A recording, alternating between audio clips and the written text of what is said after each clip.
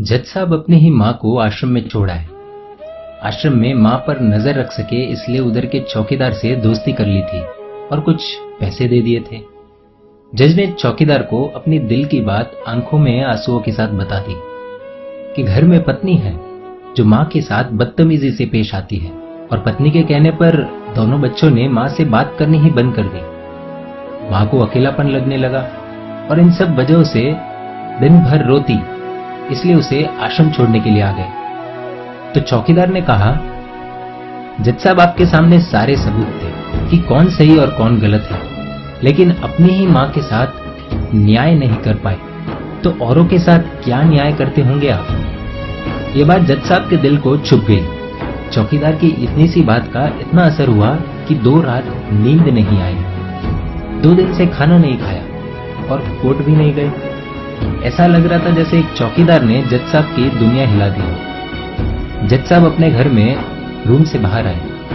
दोनों बच्चे और पत्नी खाना लेकर इसी इंतजार में खड़े हैं कि कब खाना खाएंगे। तभी जज साहब ने एक कागज पत्नी को और 2 अलग कागज अपने बच्चों के हाथ में थमा दिए।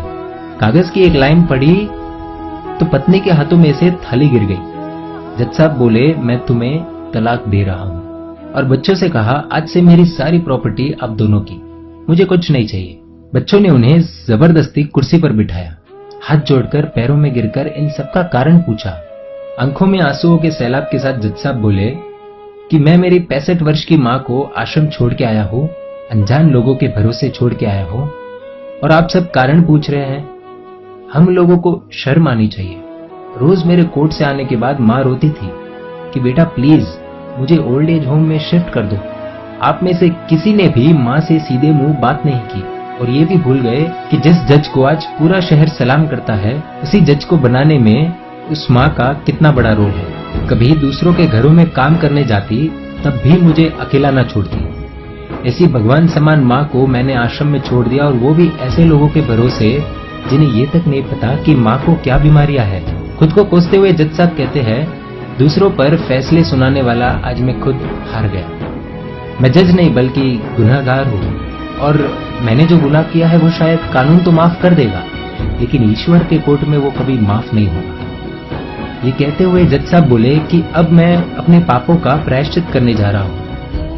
मैंने अपना सब कुछ आप लोगों को सौंप दिया है और अब अपनी माँ के साथ आश्रम में रहूंगा और उनकी सेवा करूंगा। पत्नी से जज साहब ने कहा कि याद रखना, आज तुमने उस माँ को आश्रम भिजवाया, तुम भी एक माँ हो, कल तुम्हें भी कोई आश्रम भेजेगी, तब तुम्हें मेरे इन शब्दों का अर्थ सही मायने में समझ आएगा।